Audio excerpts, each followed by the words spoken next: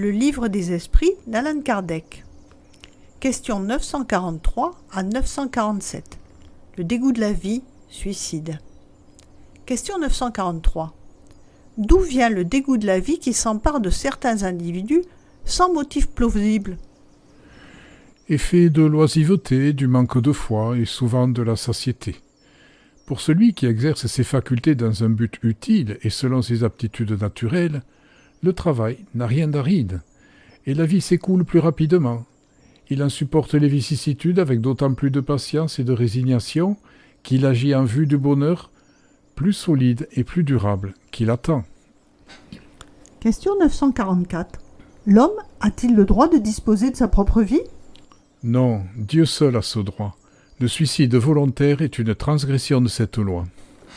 Le suicide n'est-il pas toujours volontaire? Le fou qui se tue ne sait pas ce qu'il fait. Question 945. Que penser du suicide qui a pour cause le dégoût de la vie? Insensé. Pourquoi ne travaillait-il pas? L'existence ne leur aurait pas été à charge. Question 946. Que penser du suicide qui a pour but d'échapper aux misères et aux déceptions de ce monde? Pauvres esprits qui n'ont pas le courage de supporter les misères de l'existence. Dieu aide ceux qui souffrent, et non pas ceux qui n'ont ni force ni courage. Les tribulations de la vie sont des épreuves ou des expiations. Heureux ceux qui les supportent sans murmurer, car ils en seront récompensés. Malheur au contraire à ceux qui attendent leur salut de ce que, dans leur impiété, ils appellent le hasard ou la fortune.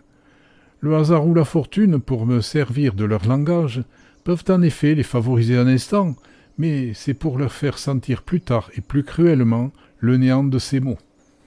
Ceux qui ont conduit le malheureux à cet acte de désespoir en subiront-ils les conséquences? Oh, cela, malheur à eux, car ils en répondront comme d'un meurtre. Question 947. L'homme qui est aux prises avec le besoin et qui se laisse mourir de désespoir, peut-il être considéré comme se suicidant? C'est un suicide. Mais ceux qui en sont la cause ou qui pourraient l'empêcher sont plus coupables que lui, et l'indulgence l'attend. Pourtant, ne croyez pas qu'il soit entièrement absous s'il a manqué de fermeté et de persévérance, et s'il n'a pas fait usage de toute son intelligence pour se tirer du bourbier. Malheur surtout à lui si son désespoir naît de l'orgueil. Je veux dire, s'il est de ces hommes en qui l'orgueil paralyse les ressources de l'intelligence, qui rougiraient de voir leur existence au travail de leurs mains et qui préfèrent mourir de faim plutôt que de déroger à ce qu'ils appellent la position sociale. N'y a-t-il pas 100 fois plus de grandeur et de dignité à lutter contre l'adversité, à braver la critique d'un monde futile et égoïste qui n'a de bonne volonté que pour ceux qui ne manquent de rien, et vous tourne le dos dès que vous avez besoin de lui?